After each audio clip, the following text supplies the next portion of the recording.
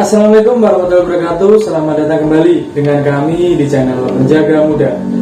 Oke teman-teman, di perjumpaan kali ini saya akan memberikan sebuah pembahasan mengenai bagaimana prosedur dari pelaksanaan seleksi kompetensi dasar berbasis CAT ini dengan protokol kesehatan guna pencegahan COVID-19 teman-teman. Jadi mungkin kalian juga masih bertanya-tanya bagaimana sebenarnya pelaksanaan CAT nanti teman-teman, mengingat ini masih dalam situasi pandemi COVID-19. Sebelum kita mulai, jangan lupa untuk klik tombol like terlebih dahulu, lalu klik tombol subscribe dan nyalakan lonceng notifikasinya agar kalian tidak ketinggalan konten-konten selanjutnya. Saya pun memaklumi ada yang bertanya bagaimana prosedurnya, karena saya yakin ini sebagai salah satu persiapan diri kalian untuk menghadapi SKD CPNS di tahun ini teman-teman. Jadi tidak ada salahnya kalian bertanya mengenai ini, dan insya Allah akan saya jawab. Semoga ini bermanfaat untuk kalian, semoga jawaban saya ini benar dan akhirnya bisa menambah kesiapan kalian untuk menghadapi seleksi kompetensi dasar CPNS di tahun ini teman-teman. Jadi prosedur pelaksanaan CAT di tahun ini, di tahun 2021 di tengah pandemi dengan protokol kesehatan yang ketat untuk pencegahan COVID-19. Yang pertama adalah kalian wajib menggunakan masker 3 lapis dan menggunakan masker kain di bagian luarnya. Itu prosedur yang pertama teman-teman.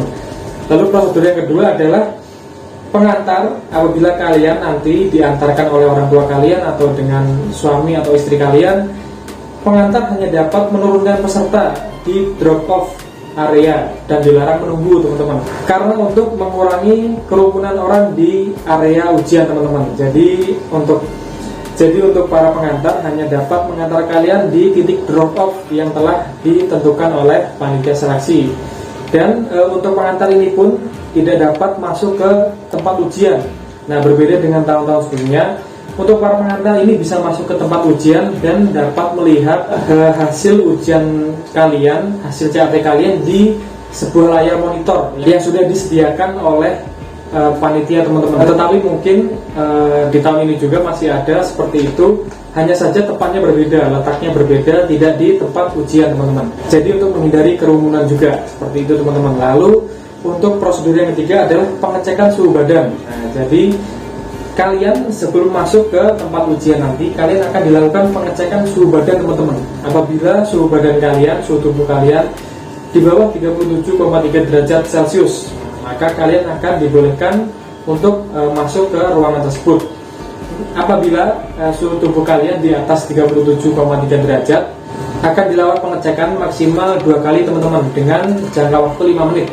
Jadi jika dicek pertama suhu tubuh kalian 37 misalkan 37,3, lalu kalian akan disuruh istirahat dulu. Setelah 5 menit akan dicek lagi. Jika suhu tubuh kalian sudah turun, maka kalian diperbolehkan masuk ke ruang ujian.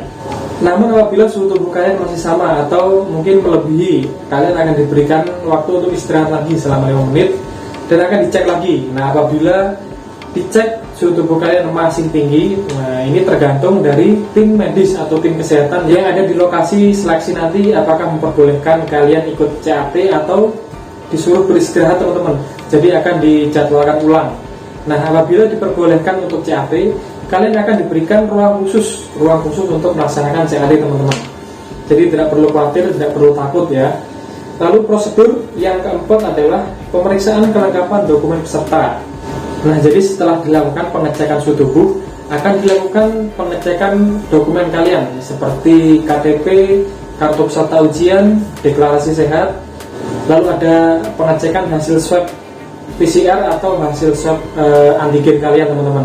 Lalu untuk peserta Jawa, Bali, Madura akan dicek surat vaksin kalian, vaksin dosis pertama.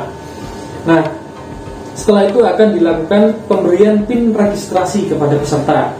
Nah, jika kalian sudah lengkap berkasnya, dicek sudah lengkap, kalian akan mendapatkan PIN untuk membuka sistem dari CAT. Nah, jadi setelah pengecekan dokumen, apabila dokumen kalian sudah dinyatakan lengkap, maka kalian akan diberikan sebuah PIN yang nantinya berguna atau digunakan untuk membuka sistem CAT teman-teman. Apabila dokumen kalian kurang, maka dapat dipastikan kalian tidak dapat mengikuti CAT karena kalian tidak mendapatkan PIN registrasi teman-teman ya. Lalu prosedur yang keenam adalah peserta menitipkan barang bawaannya teman-teman. Yang hanya dapat dibawa adalah pensil kayu, KTP, kartu peserta ujian, dan lain-lain ya, seperti yang saya sebutkan tadi. Lalu yang ketujuh, pemeriksaan badan melalui metal detektor. Nah, jadi di sini untuk mencegah terjadinya kecurangan juga. Di beberapa tahun yang lalu sempat ada. Jadi ini di peserta wanita ya. Jadi dia membawa seperti alat komunikasi, hampir mirip seperti radio atau seperti apa, kalau saya kurang paham juga. Itu diselipkan di pakaian dalamnya, lalu dia memakai jilbab, lalu ada seperti apa ya, earphone, seperti earphone di telinganya. Nah, ini terdeteksi oleh metal detektor. Jadi jangan sekali-kali kalian berusaha untuk melakukan kecurangan ya, otomatis akan dinyatakan gugur dan diproses ke pihak berwajib teman-teman. Jadi jangan sekali-kali kalian mencoba untuk curang. Lalu prosedur yang ke-8, apabila kalian sudah berhasil melewati metal detektor, kalian akan menunggu di ruang steril teman-teman. Kalian akan menunggu giliran untuk masuk ke ruang CAT ya. Setelah kalian menunggu di ruang steril selama beberapa menit, kalian akan dipersilahkan untuk masuk ke ruang ujian CAT teman-teman. Kalian akan melaksanakan CAT selama 100 menit. Nah, lalu apabila kalian sudah selesai dalam mengerjakan CAT ini, kalian dipersilahkan keluar dan mengambil barang titipan kalian teman-teman. Nah, jadi itu kira-kira prosedur yang akan dilaksanakan untuk CAT di tahun ini dengan protokol kesehatan untuk pencegahan COVID-19 teman-teman. Nah, sekali lagi saya ingatkan kepada kalian, tidak bosan-bosan saya mengingatkan, jangan lupa membawa persyaratan untuk SKD ini teman-teman. Karena apabila kalian tidak membawa salah satu saja syarat dari SKD ini, kalian akan dinyatakan gagal teman-teman ya. Jadi sekali lagi jangan sampai kalian lupa. Saya ingatkan, yang pertama wajib kalian bawa adalah KTP kalian. KTP ini wajib kalian bawa teman-teman.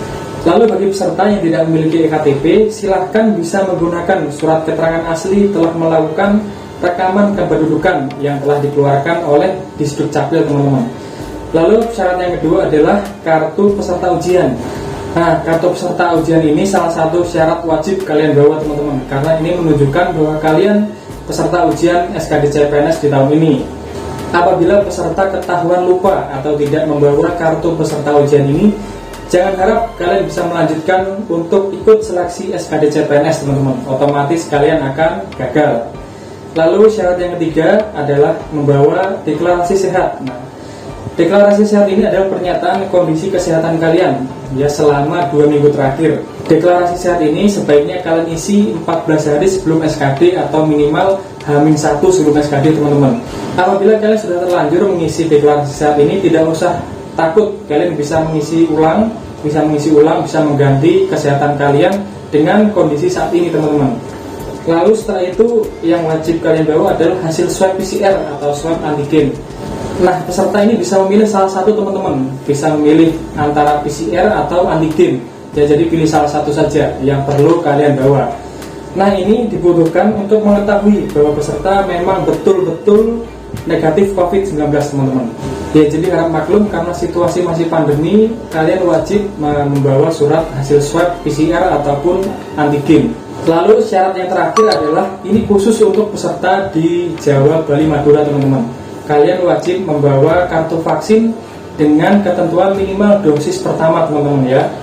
Kartu vaksin ini hanya diperuntukkan bagi peserta seleksi CPNS di daerah Jawa, Bali, Madura dengan ketentuan vaksin dosis pertama ya. Jadi sudah cukup jelas penjelasan saya kali ini mengenai prosedur pelaksanaan CAT-BKN dengan protokol kesehatan untuk pencegahan COVID-19 dan persyaratan apa saja yang harus kalian bawa untuk mengikuti SKD CPNS di tahun ini teman-teman. Jadi silahkan persiapkan diri kalian sebaik mungkin, berlatih soal, banyak-banyak belajar materi-materi mengenai SKD, dan yang terakhir jangan lupa juga untuk berdoa agar langkah kalian dipermudah, dilancarkan oleh Allah Subhanahu wa Ta'ala. Ya, sekian dulu perjumpaan kita kali ini. Semoga informasi yang saya berikan ini bermanfaat dan dapat menambah kesiapan kalian untuk mengikuti seleksi CPNS di tahun ini teman-teman. Jangan lupa juga untuk dukung terus channel kami dengan cara subscribe dan share sebanyak-banyaknya agar kami dapat terus membagikan informasi-informasi penting untuk kalian semua, khususnya informasi seputar CPNS penjaga tahanan teman-teman. Sekali lagi saya ucapkan terima kasih untuk kalian yang sudah menonton video kali ini. Sampai jumpa di konten-konten selanjutnya. Wassalamualaikum warahmatullahi wabarakatuh.